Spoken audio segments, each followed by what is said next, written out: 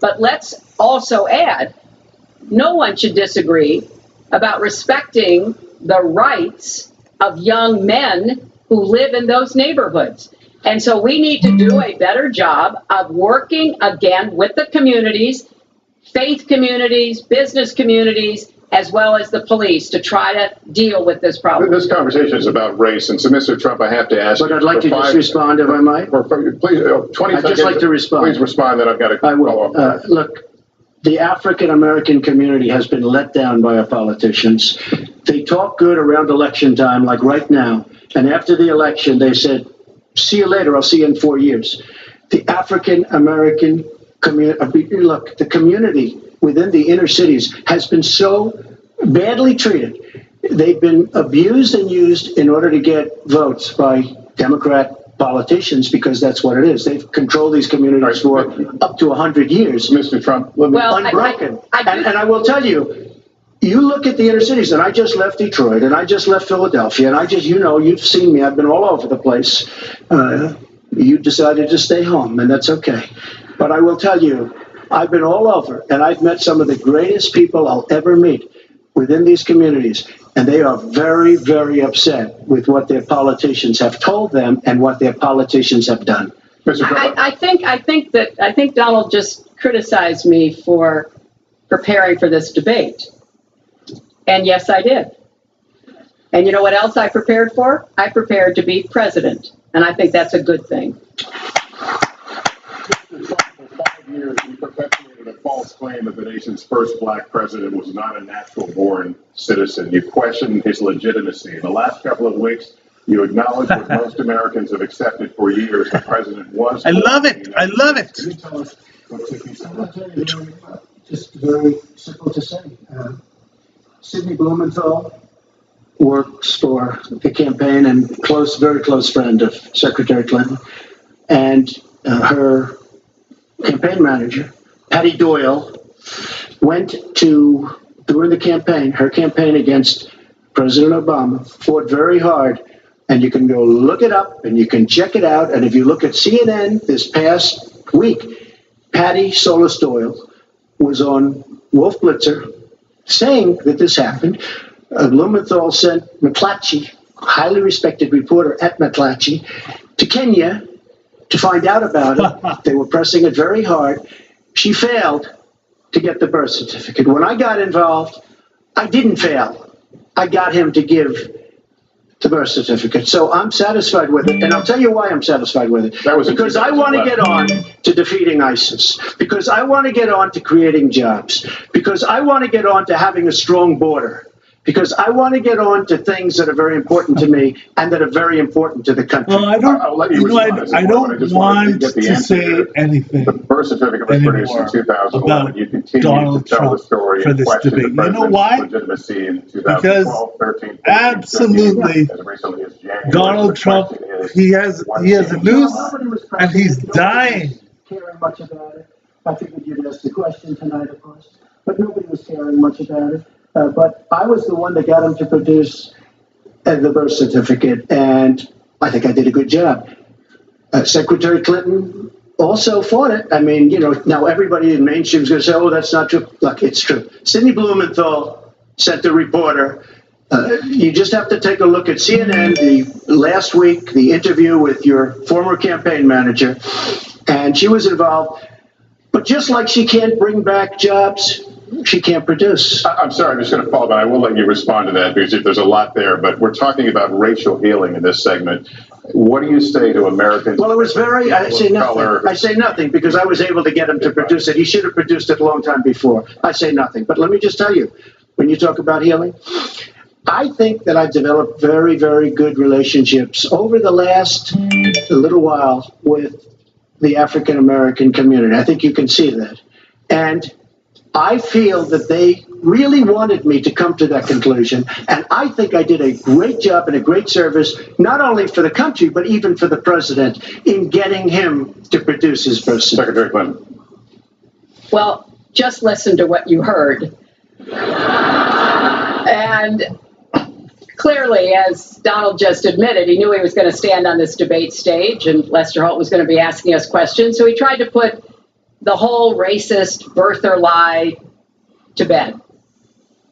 But it can't be dismissed that easily.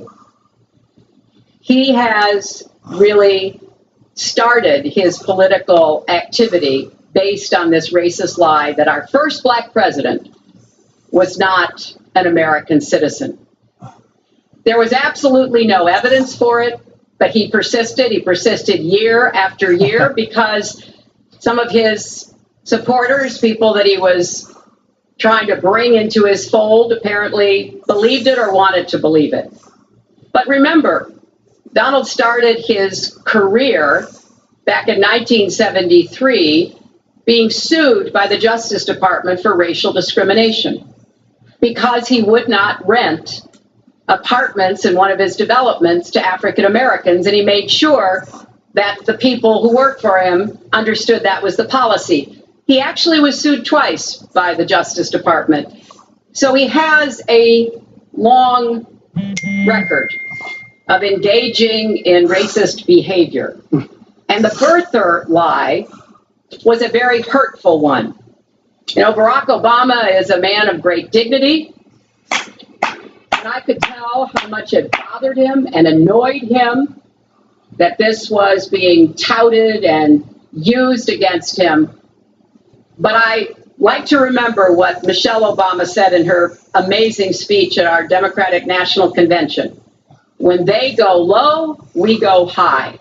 And Barack Obama went high, despite Donald Trump's best efforts to bring him down. Mr. Trump, you can respond, then we're going to move on I to would the next love to segment. respond. First of all, I got to watch in preparing for this some of your debates against Barack Obama. You treated him with terrible disrespect. And I watched the way you talk now about how lovely everything is and how wonderful you are. It doesn't work that way. You were after him. You were trying to, you even sent out, or your campaign sent out pictures of him in a certain garb, very famous pictures. I don't think you can deny that. But just last week, your campaign manager said it was true. So when you try to act holier than thou, it really doesn't work. It really doesn't. Now, as far as the lawsuit, yes, when I was very young, I went into my father's company, had a real estate company in Brooklyn and Queens, and we, along with many, many other companies throughout the country, it was a federal lawsuit, were sued. We settled the suit with no admission of guilt. It was very easy to do, but they sued many people. I notice you bring that up a lot. And, I also notice the very nasty commercials that you do on me in so many different ways, which I don't do on you. Maybe I'm trying to save the money. But frankly, I look at that and I say, isn't that amazing? Because I settled that lawsuit with no admission of guilt. But that was a lawsuit brought against many real estate firms. And it's just one of those things. I'll go on one step further. In Palm Beach, Florida, tough community. A brilliant community, a wealthy community, probably the wealthiest community there is in the world. I opened a club and really got great credit for it. No discrimination against African Americans, against Muslims, against anybody. And it's a tremendously successful club, and I'm so glad I did it. And I have been given great credit for what I did, and I'm very, very proud of it. And that's the way I feel. That is the true way I feel. Our next segment is called Securing America. We want to start with a 21st century war happening every day in this country. Our institutions are under cyber attack, and our secrets are being stolen. So my question is, who's behind it, and how do we fight it? Secretary Clinton, this answer goes to you. Well, I think cybersecurity, cyber warfare will be one of the biggest challenges facing the next president, because clearly we're facing at this point two different kinds of adversaries. There are the independent hacking groups that do it mostly for commercial reasons, to try to steal information that they then can use to make money. But increasingly, we are seeing cyber attacks coming from states, organs of states. The most recent and troubling of these has been Russia. There's no doubt now that Russia has used cyber attacks against all kinds of organizations in our country, and I am deeply concerned about this. I know Donald's very praiseworthy of Vladimir Putin, but Putin is playing a really tough, long game here. And one of the things he's done is to let loose cyber attackers to hack into government files, to hack into personal files, hack into the Democratic National Committee. And we recently have learned that, that this is one of their preferred methods of trying to wreak havoc and collect information. We need to make it very clear, whether it's Russia, China, Iran, or anybody else, the United States has much greater capacity. And we are not going to sit idly by and permit state actors to go after our information, our private sector information or our public sector information. And we're going to have to make it clear that we don't want to use the kinds of tools that we have. We don't want to engage in a different kind of warfare, but we will defend the citizens of this country. And the Russians need to understand that. I think they've been treating it as almost a probing. How far would we go? How much would we do? And that's why I was so shocked when Donald publicly invited Putin to hack into Americans. That is just unacceptable. It's one of the reasons why 50 national security officials who served in Republican administration have said that Donald is unfit to be the commander in chief. It's comments like that that really worry people who understand the threats that we face. Mr. Trump, you have 2 minutes on the same question. Who's behind it? I do want to say that I was just endorsed, and more are coming next week. It'll be over 200 admirals, many of them are here, admirals and generals endorsed me to lead this country. That just happened, and many more are coming, and I'm very proud of it. In addition, I was just endorsed by ICE. They'd never endorsed anybody before on immigration. I was just endorsed by ICE. I was just recently endorsed 16,500 Border Patrol agents. So when Secretary Clinton talks about this, I mean, I'll take the admirals and I'll take the generals any day over the political hacks that I see that have led our country so brilliantly over the last 10 years with their knowledge, okay? Because look at the mess that we're in. Look at the mess that we're in. As far as the cyber, I agree to parts of what Secretary Clinton said. We should be better than anybody else, and perhaps we're not. I don't think anybody knows it was Russia that broke into the DNC. She's saying Russia, Russia, Russia, but maybe it was. I mean, it could be Russia, but it could also be China. It could also be lots of other people. It also could be somebody sitting on their bed that weighs 400 pounds, okay? You don't know who broke into DNC, but what did we learn with DNC? We learned that Bernie Sanders was taken advantage of by your people, by Debbie Wasserman Schultz. Look what happened to her. But Bernie Sanders was taken advantage of. That's what we learned. Now, whether that was Russia, whether that was China, whether it was another country, we don't know. Because the truth is, under President Obama, we've lost control of things that we used to have control over. We came in with the internet, we came up with the internet, and I think Secretary Clinton and myself would agree very much. When you look at what ISIS is doing with the internet, they're beating us at our own game, ISIS. So we have to get very, very tough on cyber and cyber warfare. It is a huge problem. I have a son. He's 10 years old. He has computers. He is so good with these computers. It's unbelievable. The security aspect of cyber is very, very tough, and maybe it's hardly doable. But I will say we are not doing the job we should be doing. But that's true throughout our whole governmental society. We have so many things that we have to do better, Lester, and certainly cyber is one of them. Secretary Clinton. Well, I think there are a number of issues that we should be addressing. I have put forth a plan to defeat ISIS.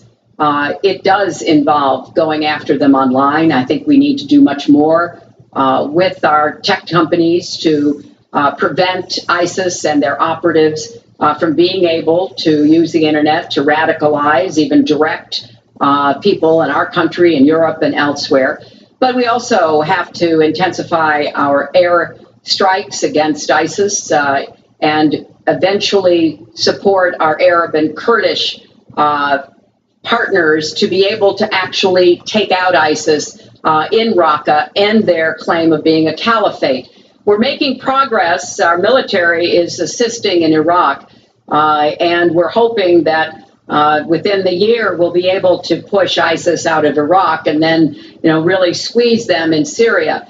But we have to be cognizant of the fact that they've had foreign fighters coming to volunteer for them, foreign money, foreign weapons. So we have to make this the top priority. And I would also do everything possible to take out their leadership. I was involved in a number of efforts to take out al-Qaeda leadership when I was Secretary of State, including, of course, taking out bin Laden. And I think we need to go after Baghdadi as well, make that one of our organizing principles, because we've got to defeat ISIS and we've got to do everything we can to disrupt their propaganda efforts online. You mentioned ISIS, and we think of ISIS certainly as over there, but there are saw in New York and New Jersey the knife attack at a mall.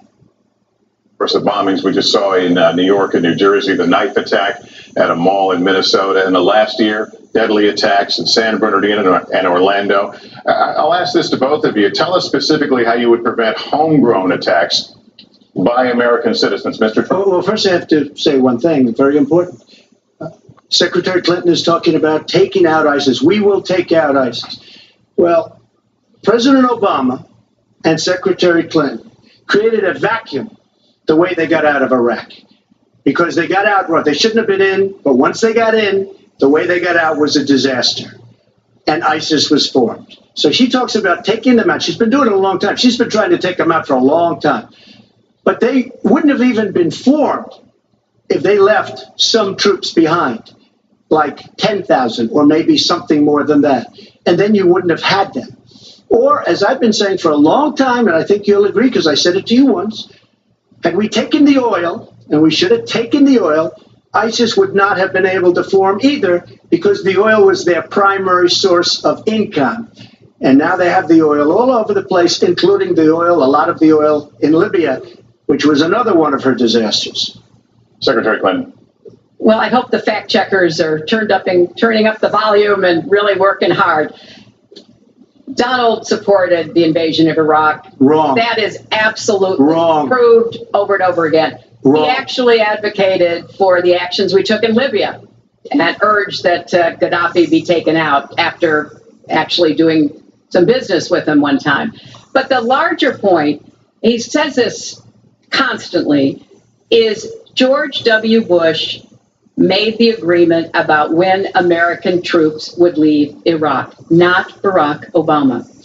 And the only way that American troops could have stayed in Iraq is to get an agreement from the then Iraqi government that would have protected our troops. And the Iraqi government would not give that.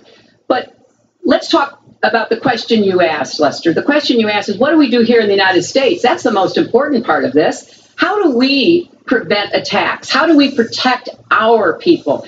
And I think we've got to have an intelligence surge where we are looking for every scrap of information.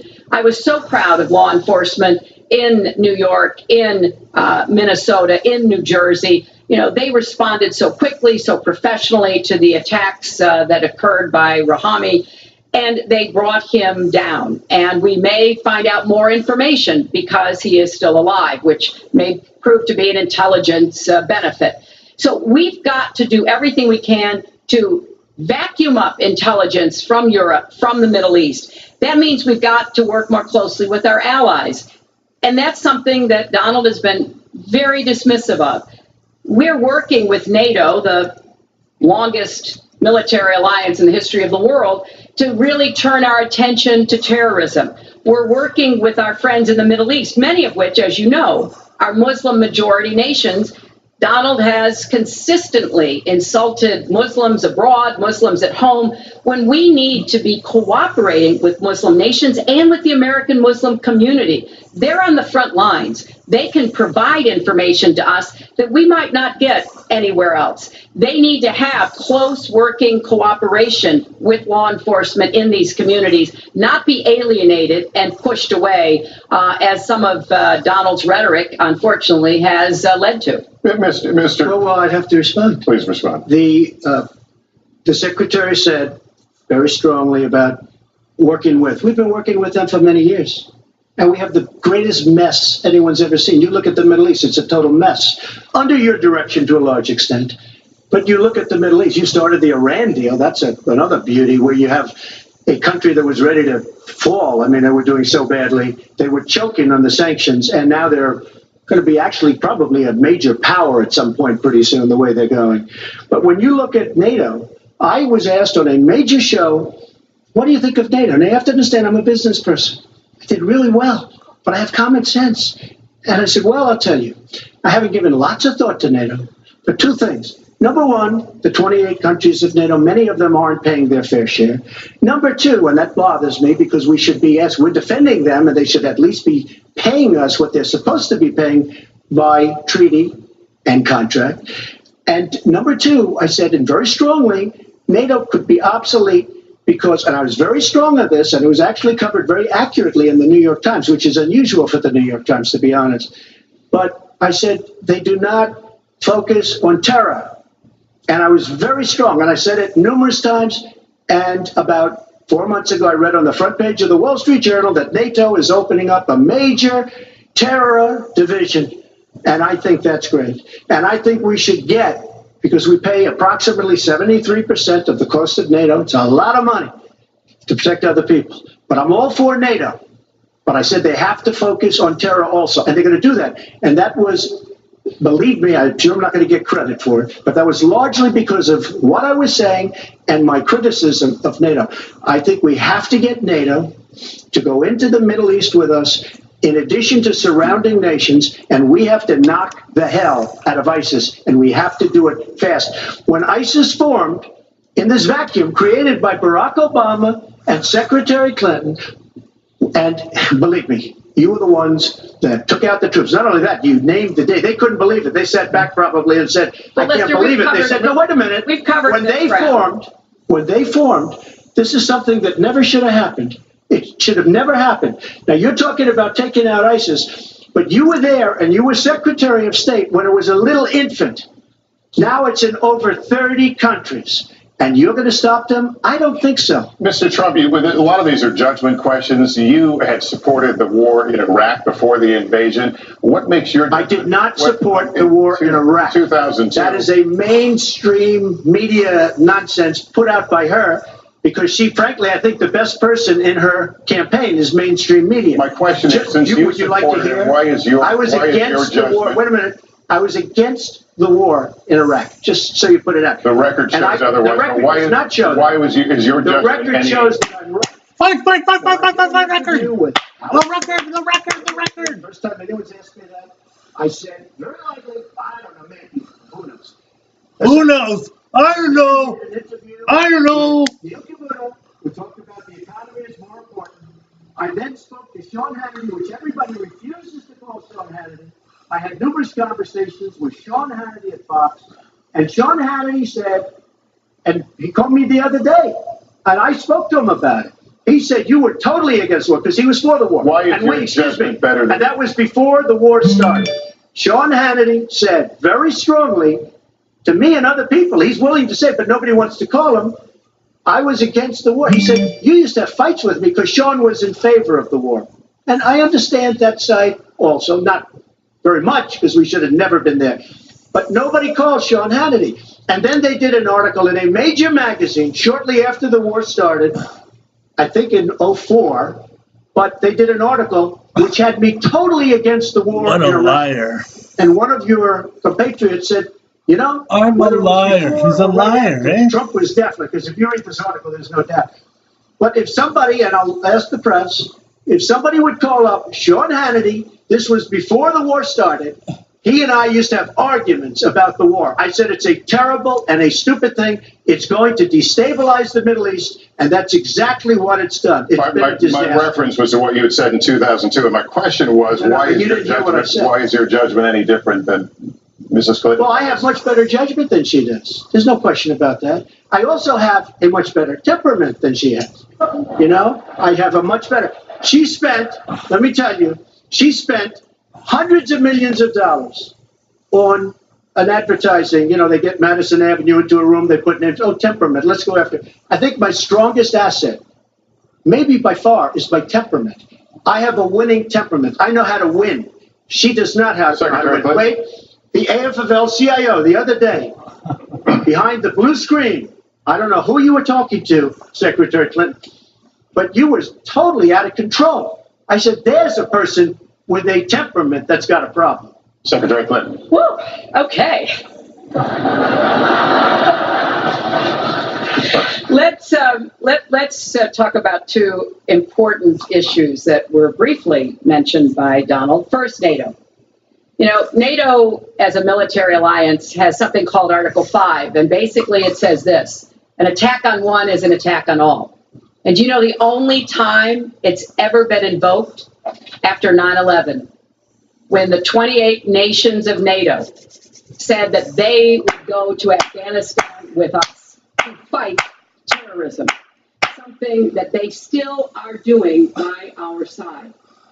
With respect to Iran, when I became Secretary of State, Iran was weeks away from having enough nuclear material to form a bomb. They had mastered the nuclear fuel cycle under the Bush administration. They had built covert facilities. They had stocked them with centrifuges that were whirling away. And we had sanctioned them. I voted for every sanction against Iran when I was in the Senate, but it wasn't enough. So I spent a year and a half putting together a coalition that included Russia and China to impose the toughest sanctions on Iran. And we did drive them to the negotiating table. And my successor, John Kerry, and President Obama got a deal that put a lid on Iran's nuclear program without firing a single shot. That's diplomacy. That's coalition building. That's working with other nations. The other day, I saw Donald saying that there were some Iranian sailors on a ship in the waters off of Iran, and they were taunting American sailors who were on a nearby ship. He said, you know, if they taunted our sailors, I'd blow them out of the water and start another war. That would not good judgment. That is not the right temperament to be commander-in-chief, to be taunted. And the worst part of what you've heard Donald say has been about nuclear weapons. He has said repeatedly that he didn't care if other nations got nuclear weapons, Japan, South Korea, even Saudi Arabia. It has been the policy of the United States, Democrats and Republicans, to do everything we could to reduce the proliferation of nuclear weapons. He even said, well, you know, if there were nuclear war in the East Asia, well, you know, that's fine. You know, have a good time, folks. And in fact, his cavalier attitude about nuclear weapons is so deeply troubling. That is the number one threat we face in the world. Exactly. And it it's World War III, and this guy, if terrorists ever get their this guy is the end. Any nuclear material. He'll be the Judgment Day. By a tweet should not have his fingers anywhere near the nuclear codes as far as anyone with any sense about this should be concerned. I'm getting a little bit old, I must say. Listen, it's a good one, though. I would like well describes the problem. It's not an accurate one at all. It's not an accurate one. So I just want to give a lot of things and just to respond. I agree with her on one thing. The single greatest problem the world has is nuclear armament, nuclear weapons. Not global warming like you think and your president thinks. Nuclear is the single greatest threat. Just to go down the list, we defend Japan, we defend Germany, we defend South Korea, we defend Saudi Arabia, we defend countries. They do not pay us what they should be paying us because we are providing tremendous service and we're losing a fortune. That's why we're losing. We lose on everything. I say, who makes these? We lose on everything. Well, I said that it's very possible that if they don't pay a fair share, because this isn't 40 years ago where we could do what we're doing. We can't defend Japan, a behemoth selling us cars by the million. We need to move on. Wait, but it's very important. All I said was they may have to defend themselves or they have to help us out. We're a country that owes $20 trillion. They have to help us out. As far as the nuclear is concerned, I agree. It is the single greatest threat that this country has. Which leads my next question as we enter our last segment here still on the subject of securing America. On nuclear weapons, President Obama reportedly considered changing the nation's longstanding policy on first use. Do you support the current policy? Mr. Trump, you have 2 minutes on that. Well, I have to say that, for what Secretary Clinton was saying about nuclear with Russia, she's very cavalier in the way she talks about various countries. But Russia has been expanding. They have a much newer capability than we do. We have not been updating from the new standpoint. I looked the other night, I was seeing B-52s. They're old enough that your father, your grandfather could be flying them. We are not keeping up with other countries. I would like everybody to end it, just get rid of it. But I would certainly not do first strike. I think that once the nuclear alternative happens, it's over. At the same time, we have to be prepared. I can't take anything off the table because you look at some of these countries, you look at North Korea, we're doing nothing there. China should solve that problem for us. China should go into North Korea. China is totally powerful as it relates to North Korea. And by the way, another one powerful is the worst deal I think I've ever seen negotiated that you started is the Iran deal. Iran is one of their biggest trading partners. Iran has power over North Korea. And when they made that horrible deal with Iran, they should have included the fact that they do something with respect to North Korea. And they should have done something with respect to Yemen and all these other places. And when asked to Secretary Kerry, why didn't you do that? Why didn't you add other things into the deal? One of the great giveaways of all time, including $400 million in cash. Nobody's ever seen that before. That turned out to be wrong. It was actually $1.7 billion in cash. Obviously, I guess, for the hostages, it certainly looks that way. So you say to yourself, why didn't they make the right deal? This is one of the worst deals ever made by any country in history. The deal with Iran will lead to nuclear problems. All they have to do is sit back 10 years, and they don't have to do much, and they're going to end up getting nuclear. I met with Bibi Netanyahu the other day. Believe me, he is not a happy camper. All right, Mrs. Clinton, Secretary Clinton, you have 2 minutes. Let me start by saying words matter. Words matter when you run for president, and they really matter when you are president. And I want to reassure our allies in Japan and South Korea and elsewhere that we have mutual defense treaties and we will honor them. It is essential that America's word be good. And so I know that this campaign has caused some questioning and some worries on the part of many leaders across the globe. I've talked with a number of them, but I want to, on behalf of myself, and I think on behalf of a majority of the American people, say that, our word is good. It's also important that we look at the entire global situation. There's no doubt that we have other problems with Iran, but personally, I'd rather deal with the other problems having put that lid on their nuclear program than still to be facing that. And Donald never tells you what he would do. Would he have started a war? Would he have bombed Iran? If he's going to criticize a deal that has been very successful in giving us access to Iranian facilities that we never had before, then he should tell us what his alternative would be. But it's like his plan to defeat ISIS. He says it's a secret plan, but the only secret is that he has no plan. So we need to be more precise in how we talk about these issues. People around the world follow our presidential campaign so closely, trying to get hints about what we will do. Can they rely on us? Are we going to lead the world with strength and in accordance with our values? That's what I intend to do. I intend to be a leader of our country that people can count on, both here at home and around the world, to make decisions that will further peace and prosperity, but also stand up to bullies, whether they're abroad or at home. We cannot let those who would try to destabilize the world, to interfere with American interests and security, to be given any opportunities at all. Let's do one thing I'd like to say. Very quickly. I will go very quickly, but I will tell you that Hillary will tell you to go to her website and read all about how to defeat ISIS, which she could have defeated by never having it, get going in the first place. Right now, it's getting tougher and tougher to defeat them because they're in more and more places, more and more states, more and more nations. Mr. Trump. And it's a big problem. And as far as Japan is concerned, I want to help all of our allies. But we are losing billions and billions of dollars. We cannot be the policeman of the world. We cannot protect countries all over the world where they're not paying us what we need. We have just a few final She doesn't questions. say that because she's got no business ability. We need heart. We need a lot of things, but you have to have some basic ability. And sadly, she doesn't have that. All of the things that she's talking about could have been taken care of during the last 10 years, let's say, while she had great power. But they weren't taken care of. And if she ever wins this race, they won't be taken care of. Mr. Trump, this year, Secretary Clinton became the first woman nominated for president by a major party. Earlier this month, you said she doesn't have, quote, a presidential look. She's standing here right now. What did you mean by that? She doesn't have the look. She doesn't have the stamina.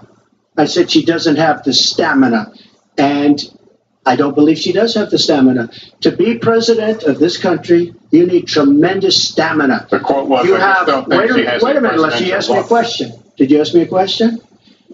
You have to be able to negotiate our trade deals. You have to be able to negotiate, that's right, with Japan, with Saudi Arabia. I mean, can you imagine we're defending Saudi Arabia, and with all of the money they have, we're defending them and they're not paying? All you have to do is speak to them. Asshole in chief. You have Asshole so in many chief. different things you have to be able to do, and I don't believe that Hillary has the stamina. Let's let her respond. Well, as soon as he travels to 112 countries and negotiates a peace deal, a ceasefire, a release of dissidents, an opening of new opportunities in nations around the world, or even spends 11 hours testifying in front of a congressional committee, he can talk to me about stamina. The world. Let me tell you. Hillary has experience, but it's bad experience. We have made so many bad deals during the last. So she's got experience that I agree, but it's bad experience.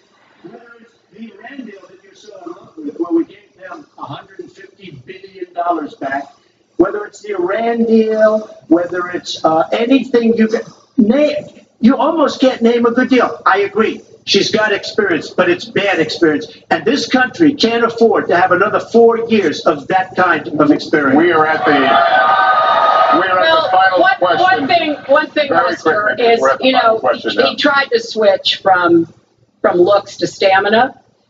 But this is a man who has called women pigs, slobs, and dogs. And someone who has said pregnancy is an inconvenience to employers, who has said women don't deserve equal pay unless they do as good a job as men. And one of the worst things he said was about a woman in a beauty contest. He loves beauty contests, supporting them and hanging around them. And he called this woman Miss Piggy. Then he called her Miss Housekeeping because she was Latina. Donald, she has a name. Where did you find her name is Alicia Machado. Where did you find and it? she has become a U.S. citizen, and you can bet she's going to vote this November. Okay, good. Let me just tell you. 10 seconds. Hillary is hitting me with tremendous commercials. Some of it said an entertainment. Some of it said somebody who's been very vicious to me, Rosie O'Donnell. I said very tough things to her, and I think everybody would agree that she deserves it, and nobody feels sorry for her. But you want to know the truth? I was going to say something extremely rough to Hillary, to her family, and I said to myself, I can't do it. I just can't do it. It's inappropriate. It's not nice. But she spent hundreds of millions of dollars on negative ads on me, many of which are absolutely untrue. They're untrue and they're misrepresentations. And I will tell you this, Lester, it's not nice, and I don't deserve that. But it's certainly not a nice thing that she's done. It's hundreds of millions of ads, and the only gratifying thing is I saw the polls come in today, and with all of that money, over $200 million is spent. And I'm either winning or tied, and I've spent practically nothing. One of you will not win this election. So my final question to you tonight, are you willing to accept the outcome as the will of the voters? Secretary Clinton? Well, I support our democracy. And sometimes you win, sometimes you lose. But I certainly will support the outcome of this election. And I know Donald's trying very hard to plant doubts about it, but I hope the people out there understand this election's really up to you. It's not about us so much as it is about you and your families and the kind of country and future you want. So I sure hope you will get out and vote as though your future depended on it, because I think it does. Mr. Trump, very quickly, the same question. Will you accept the outcome as the will of the voters? I want to make America great again. We are a nation that is seriously troubled. We're losing our jobs. People are pouring in to our country. The other day, we were deporting 800 people, and perhaps they passed the wrong button, they pressed the wrong button, or perhaps, worse than that, it was corruption. But these people that we were going to deport for good reason ended up becoming citizens. And it was 800, and now it turns out it might be 1,800, and they don't even know. Will you accept Look, here's the story. I want to make America great again. I'm going to be able to do it. I don't believe Hillary will. The answer is, if she wins, I will absolutely support her. All right. Well, that is going to do it for us. That concludes our debate for this evening. A spirited one. We covered a lot of ground, not everything, as I suspected we wouldn't. The next presidential debates are scheduled for October 9th at Washington University in St. Louis and October 19th at the University of Nevada, Las Vegas. The conversation will continue. A reminder, the vice presidential debate is scheduled for October 4th at Longwood University in Farmville, Virginia. My thanks to Hillary Clinton and to Donald Trump and to Hofstra University for hosting us tonight. Good night, everyone. As anticipated, a highly contentious debate between Donald Trump and Hillary Clinton, clearly living up to the billing at times. Very, very contentious, full of interruptions on some of the most important issues, and it got pretty personal very, very quickly, and especially at the end, you heard that exchange. Jake Tapper, your thoughts? I thought that let me say the nice things first. I thought that Donald Trump, at the beginning of the debate, when he stuck with his broad themes, that politicians have gotten us into the place we're in, that the trade deals are bad, that we're losing here, we're losing there, and why would you trust somebody who's been there for 30 years? I thought that those first 20 minutes, half an hour of the debate, he was really doing well. The other hour plus of the debate, not so much. I thought that he took the bait every time Hillary Clinton tried to tempt him into going off message and talking about something he really shouldn't have been spending too much time talking about. He took it every time. He went into the weeds on issues about whether or not he opposed the war in Iraq. He was talking about private conversations he had with a cable news host on a different channel. And there were so many different things when he took debate, and I thought her last hour was very strong. Yeah, Dana, what about you? What were your reactions? Did these two candidates achieve what they had hoped? Well, it's unclear. I'll tell you, just in doing some reporting and talking to, first of all, the Trump campaign, they feel that he got across his simple, declarative messages about what his whole campaign has been about. He's an outsider. She's an insider. Yes, she has the experience, but that experience hasn't gotten far enough and hasn't gotten people far enough who are still hurting in this country. So they're kind of trying to take the big picture on that. As far as Hillary Clinton's campaign, Wolf, they feel very good that they poke some holes in his central theme and his central attempt to engage, successful attempt, according to the polls, to engage with so many working class voters, which is that maybe he's not what you think. He doesn't pay, potentially, federal taxes like you have to. He doesn't play by the same rules that you do. And, of course, the birther issue, they feel that they really got him on without a real explanation for why he, all of a sudden, after 5 years, since the president has released his birth certificate, suddenly it says, okay, fine, he was born in the United States. Didn't really give a real answer on that. So in the Hillary Clinton side, they really feel that she drove the conversation for a lot of this debate. And as Jake said, that Donald Trump was on the defensive. John King, were minds changed as a result of this debate? It depends who we're talking about. If you're a Trump supporter, you liked him making the case about jobs, making the case about trade deals, blaming Hillary Clinton and Barack Obama for things that got wrong in the economy. If you're a Clinton supporter, I don't think she lost any support to Donald Trump. So what are we talking about? She has to win some people back from the Libertarian candidate and the Green Party candidate, especially millennials, and there is a swath of people who are undecided. I think on the birther issue, denying climate change and having a little contested about that. On the women's issues, to Jake's point, he took the bait on some of the issues the Clinton campaign believes will help them with independents and soft, moderate Republicans who they hope to pick up in the suburbs. As the debate wore on, at the beginning of the debate, I agree with Jake completely. Trump came in, wanted to make the case, she can't solve these problems. We need change. We don't need a career politician. We need somebody new. But as it went on, and she was using his own words against him, learning the lessons of all that videotape she watched. Preparation does matter in these things. She watched all the video of the Republican primary debates. You know, when you quote his own words back to him, when you question his business acumen, it gets under his skin. To Trump's credit, he was not as scornful. He was not as animated in his insults and in his mocking of her criticism of her, but he did take the bait on those attacks. He was strong at the beginning when he was talking about trade deals.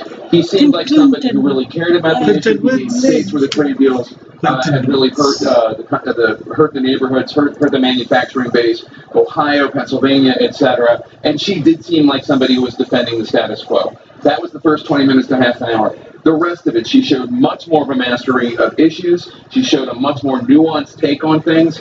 And it really was unbelievable. John and I were just sitting here talking about it. She would say something just to dangle out like a piece of meat in front of a rabid wolf, and he would go for it every single time, completely off message.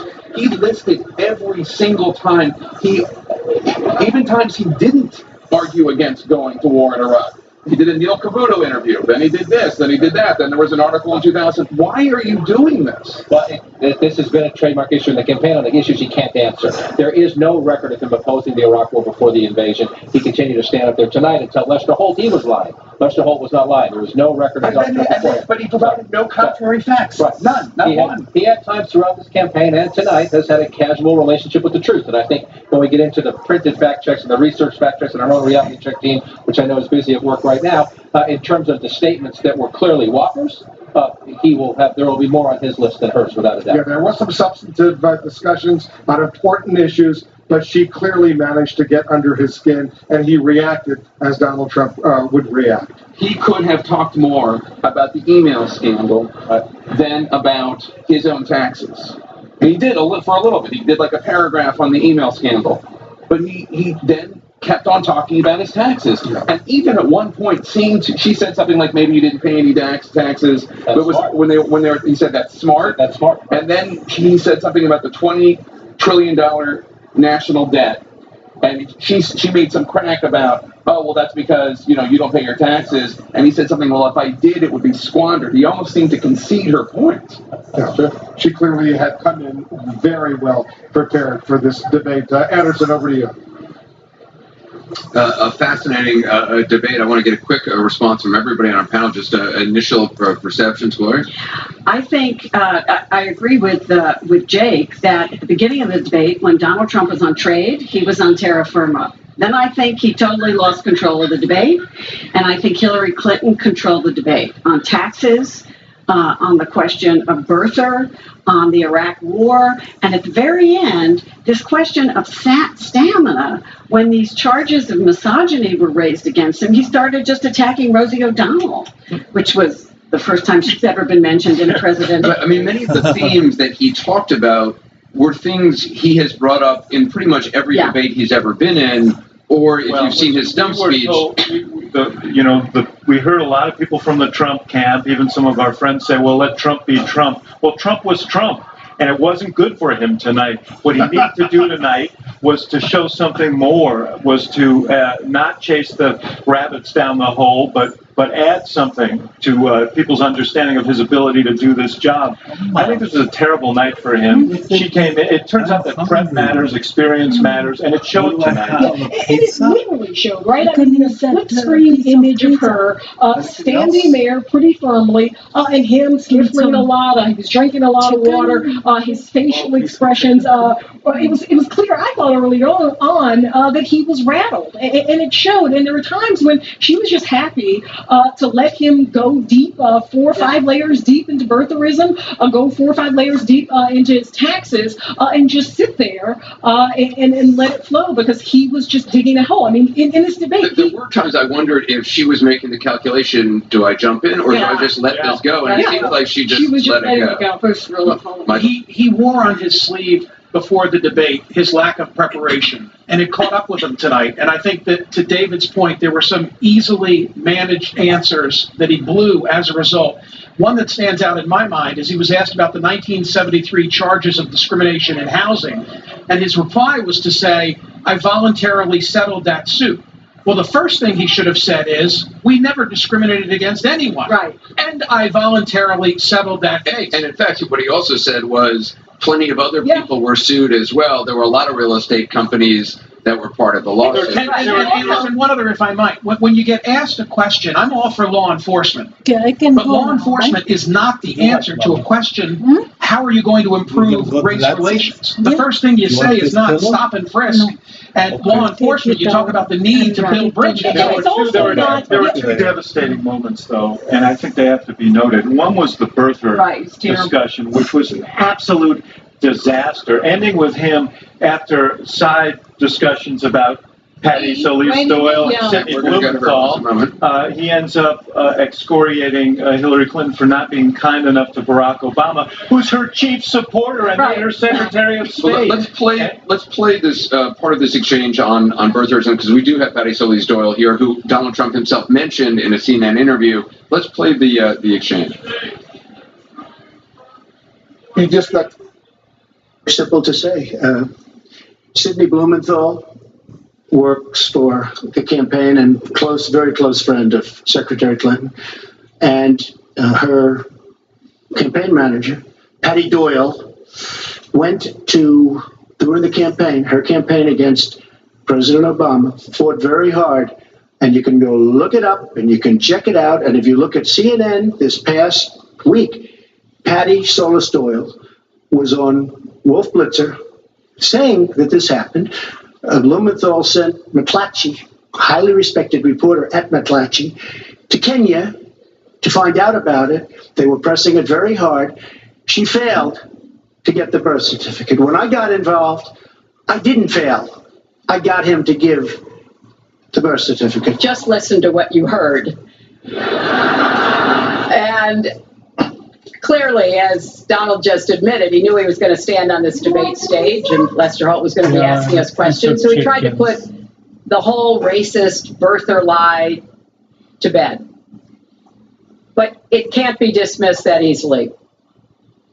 He has really started his political activity based on this racist lie that our first black president was not an American citizen.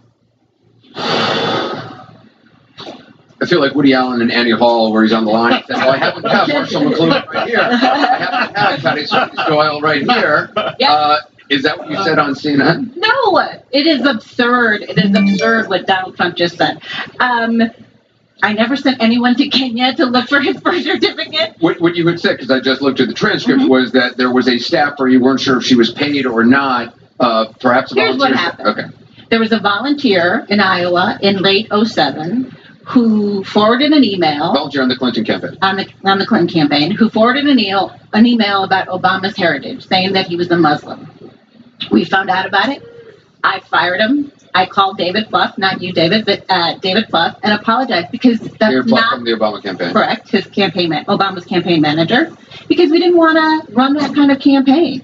That's called shutting it down, ladies and gentlemen. That's not called trafficking in or promoting it or perpetuating it. That's called shutting it down. There was an allegation by someone from McClatchy that Sidney Blumenthal had kind of promoted this story to someone from McClatchy. McClatchy sent someone. Sydney, it's my understanding, denied that. And Sydney never worked for our campaign. So, Van, what did you think of tonight, and then we'll go to Trump supporters? Well, first of all, let's not get too excited. We have sat on many nights and said Donald Trump has destroyed himself. Donald Trump is done. And like Jason, he comes back again. So, but I will say this. The momentum was all in Donald Trump's direction. And I think Hillary Clinton inarguably stopped the momentum tonight. And I think that you said earlier, Neil, you nailed it, that there need to be some, you go get I got to jump in. Dana Bash, let's go get Dana. And my question for you is, first of all, it sounds like you admitted that you hadn't paid federal taxes and that was smart. Is that what you meant to say? No, I didn't say that at all. I mean, if they say I didn't, I mean, it doesn't matter. I will say this. I hate the way our government spends our taxes because they are wasting our money. They don't know what they're doing. They're running it so poorly. Whether it's spent in Iraq or wherever they're spending it, they are wasting our money. So I do hate the way our government spends it. Patty Celeste Doyle just said on CNN that she didn't actually say what you said that she said, that she didn't fire. Because I got to see that on but in terms of just, she was explaining what happened because she was there, and she said that what she fired a volunteer for was in trafficking, in saying that he was a Muslim, not about birtherism. So why don't you do this? Why don't you see the reporter from McClatchy? Why don't you speak to Sidney Blumenthal, because he's never going to tell you the truth.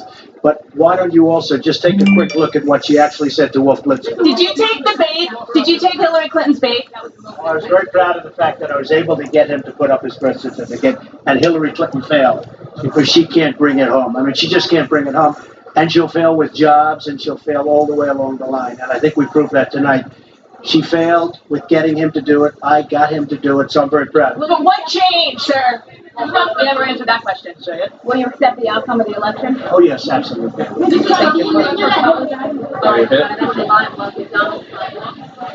I happen to have the tape of Marshall McLuhan here, so let's play what Patty Doyle originally said on Wolf Blitzer. He just tweeted a couple of tweets. Let me put them up on the screen. Hillary Clinton or her 08 campaign did not start birther movement, period. I was there. And then another tweet, I fired the rogue and I called David Plouffe to apologize for said rogue. All right, so what does that mean? You fired the rogue. Someone in the campaign, someone who was supporting Hillary Clinton was trying to promote this so-called birther issue. What happened? Well, so we absolutely, the campaign nor Hillary did not start the birther movement, period, end of story there. There was a volunteer coordinator, I believe, we have to do in late 2007, in December. One of our volunteer coordinators in one of the counties in Iowa.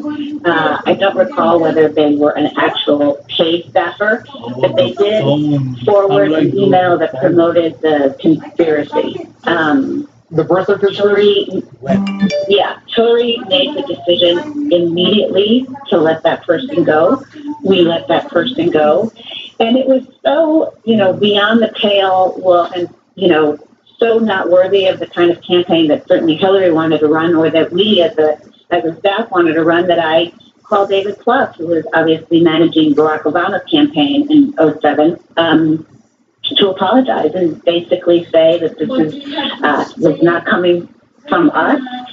It was a rogue volunteer coordinator, and this is not the kind of campaign we wanted to run. And David very graciously accepted my apology.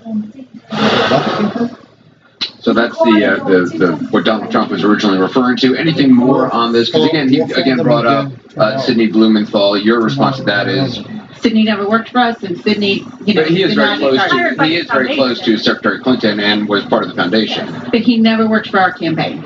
But his larger point is this: the idea of President Obama somehow being an other originated with Hillary Clinton's campaign. In fact, it was called the sleaziest moment of the campaign by a New York Times columnist when Hillary Clinton went on air and said Barack Obama is not a Muslim as far as I know. When Hillary Clinton's campaign circulated a picture of Barack Obama in native headdress, it was called by Barack Obama dirty trick. So this idea that it started with the campaign is true. And I agree with Donald Trump when he said let's move on. and talk about ISIS and talk about jobs because it does a disservice to the American people to linger He on wants to this. continue to talk Okay, about He it. does. Again, I feel like I have to bear a personal witness to this. I was there. This was not a big effort that was launched by the Clinton campaign, but I also was there in the White House when Donald Trump pressed this issue for years after, even after the president released his first thing. But the bigger issue is, do you think it's profitable in a presidential debate? Hello. Hello? Hey, how are you? How are you? All right, I guess. How are you? Good, good. How was your day? Oh, it was okay, I guess. I went to the gym a couple of times. Really? How many times? Twice. Really? When?